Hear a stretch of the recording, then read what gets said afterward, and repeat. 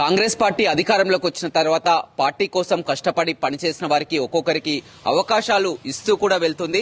JAC నేతగా ఒక చేనేత నేతగా ఉన్నటువంటి ఆ పున్న కైలాస్ ప్రస్తుతం పీసీసీ జనరల్ సెక్రటరీగా ఉన్నారు. మీరు కూడా ఎప్పటి నుంచో చూసినట్లయితే ఓయూ జేఏసీ నేతగా చూసి ఎలా ఉండబోతుంది అనుకుంటున్నారు? రమేష్ గారు, ముందుగా ఆర్టీవీ యాజమాన్యానికి మీకు అందరికీ నూతనంగా ఏర్పడ్డటువంటి ఈ ప్రభుత్వం తరపున శుభాకాంక్షలు తెలియజేస్తూ, గడిచినటువంటి 10 సంవత్సరాల్లో ఈ రాష్ట్రంలో కేసీఆర్ నాయకత్వంలో నిధులు నీళ్లు నియామకాల పేరుతోటి ఏదైతే పరిపాలన కొనసాగిందో అది వైఫల్యం చెంది ప్రజలు తిరస్కరించడం జరిగింది. నిరుద్యోగులు తిరస్కరించారు.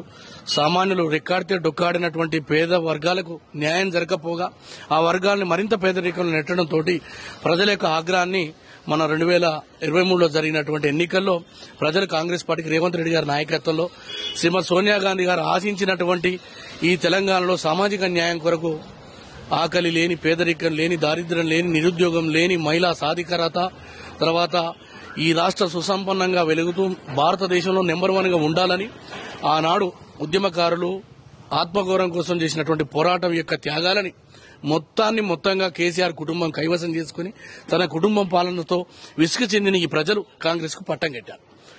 ఈ పట్టం కట్టడంలో తెలంగాణ వాదులు, జర్నలిస్టులు, న్యాయవాదులు, ఉద్యమకారులు, మాలాంటి తెలంగాణ ఉద్యమకారులు కాంగ్రెస్ పార్టీలో వండుకుంటూ ఈ కాంగ్రెస్ పార్టీ రావాలి, ఎందుకంటే సామాజిక న్యాయం గాని, సమసమాజ నిర్మాణం గాని, పేదలు గాని, ఎస్సీ ఎస్టీ బీసీ మైనార్టీ వర్గాలకు న్యాయం చేసిన ఘన చరిత్ర కాంగ్రెస్ పార్టీకి ఉంది కాబట్టి అది ఉమ్మడి రాష్ట్రంలో కావచ్చు లేదా అనేకమైనటువంటి రాష్ట్రాలలో కాంగ్రెస్ పాలన ప్రజలు చూశారు కాబట్టి కాంగ్రెస్ కు పట్టం కట్టారు. మేమిచ్చినటువంటి సోనియా గాంధీ నాయకత్వంలో 6 గ్యారంటీలని ప్రజలు అక్కన చేర్చుకుని కుటుంబ పాలనని తెరదించుతూ రేవంత్ రెడ్డి గారికి ఈ రాష్ట్రాన్ని అప్పగించారు. తప్పకుండా సుసంపన్నమైనటువంటి ఈ తెలంగాణ సాధనలో గాని, రైతులకు గాని, బలహీన వర్గాలకు గాని, నిరుద్యోగుల ఆశలకు గాని, మహిళలకు గాని తప్పకుండా న్యాయం జరిగే పద్ధతి లోపల ఈ 5 సంవత్సరాల్లో ఇచ్చిన హామీలను నెరవేర్చి వచ్చేటువంటి ఎన్నికల్లో కూడా విజయం సాధించడానికి మా పోటీ కార్యకర్తలు మేము కష్టపడుతుంటాం. కానీ చూస్తున్నాం బీఆర్ఎస్ అధికారంలో ఉన్నప్పుడు 10 ఏళ్ల సమయంలో కూడా మీతో పాటు పనిచేసిన వారు బాల్క సుమన్ కానీ, గాదర్ కిషోర్, బాలరాజు చాలా మందికి ఎంతో అవకాశాలు వచ్చాయి. వారంతా కూడా ఎమ్మెల్యేలు కావడం జరిగింది, ఎంపీ కావడం జరిగింది. మీరు కాంగ్రెస్ పార్టీలో పనిచేస్తున్నారు, ఎలా ఉంది? చూడండి రమేష్ గారు, ఒకరిది అదృష్టం ఉండొచ్చు, ఒకరి ప్రాంతీయ పార్టీలో వాళ్ళు తీసుకునే నిర్ణయాలు ఉండవచ్చు. నా పోటీ పేద మధ్యతరగతి నిరంతరం సాంఘిక సంక్షేమ హాస్టల్లో చదువుకుంటూ లేదా సెక్యులర్ భావజాలం ఉన్నటువంటి నాలాంటి వాళ్ళ ఆలోచనలన్నీ కూడా మేము కాంగ్రెస్ వైపు నడిచాము, వారు టీఆర్ఎస్ వైపు నడిచారు. సరే, అదృష్టం కొద్ది వాళ్ళ పార్టీ వచ్చింది కాబట్టి వాళ్ళకి అవకాశాలు వచ్చినాయి. ఇప్పుడు వాళ్ళ కాంగ్రెస్ వచ్చింది.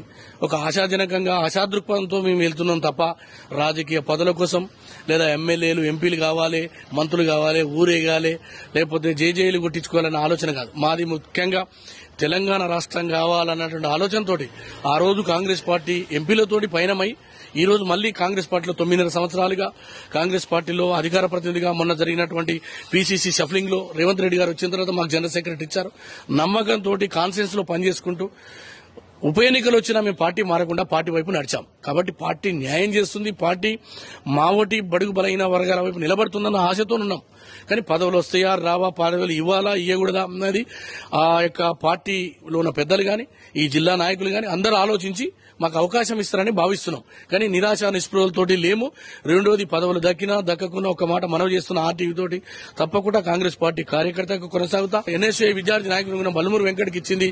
మహేష్ కుమార్ లాంటి ఒక మధ్యతరగతి పేద వర్గాల బిడ్డ, ఒక గౌడ సామాజిక వర్గం బిడ్డకు కూడా అవకాశం ఇచ్చింది. కాబట్టి ఆ లైన్లో మాకేదైనా అవకాశం వస్తుందని ఆలోచిస్తున్నాం తప్ప పదవుల కోసం ఎట్టి పరిస్థితుల్లో పాకులాడేది లేదు, లేదా పదవులు రాలేదని బాధపడేది లేదు. ఈ జెండాను వదిలిపెట్టి ఇంకో జెండాను మొక్కే సమస్య గానీ, ఎత్తే సమస్య గానీ లేదు. ఈ నెలాఖరు వరకు కూడా సీఎం రేవంత్ రెడ్డి చెప్పడం జరిగింది, కార్పొరేషన్ చైర్మన్లు కానీ పార్టీ కోసం పనిచేసిన వారందరూ కూడా ఈ నెలాఖరు వరకు పూర్తి చేస్తామని చెప్తున్నారు. నల్గొండ జిల్లా నుంచి పున్న కైలాస్ ముందు వరుసలో ఉంటారని అనుకుంటున్నాం. ఏమండి?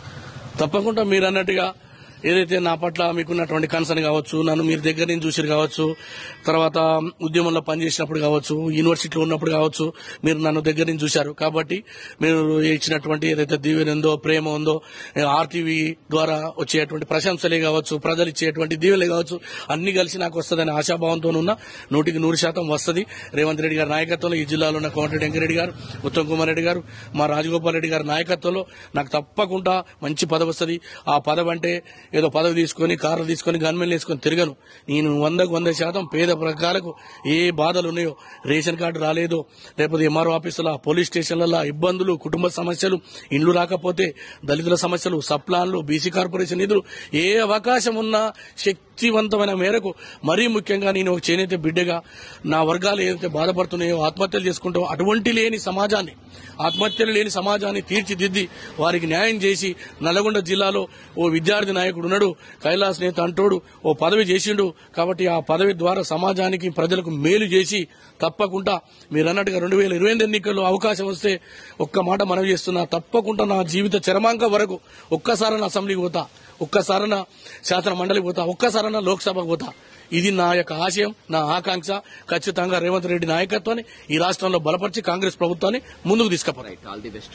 చూడొచ్చు, మొత్తం మీద పార్టీ కోసం పనిచేసిన వారిని పార్టీ గుర్తిస్తుందని, ఖచ్చితంగా ఈ జిల్లా మంత్రులు కోమటిరెడ్డి వెంకటరెడ్డి, ఉత్తమ్ కుమార్ రెడ్డి అందరి ఆశీస్సులు కూడా ఉన్నాయని, ఖచ్చితంగా ఏదైనా ఉన్నా కానీ పార్టీ అన్ని విధాలా చూసుకుంటుందని కూడా, పార్టీలో పనిచేసిన వారికి తగిన గుర్తింపు ఉంటుందని కూడా ఆ PCC general secretary Punna Kailash చెప్తున్నారు. Over to studio. మరిన్ని వీడియోస్ కోసం ఛానల్ ని సబ్స్క్రైబ్ చేయండి, లేటెస్ట్ అప్డేట్స్ కోసం వాట్సాప్ ఛానల్ ని ఫాలో చేయండి, అండ్ లింక్ డిస్క్రిప్షన్ లో ఉంది.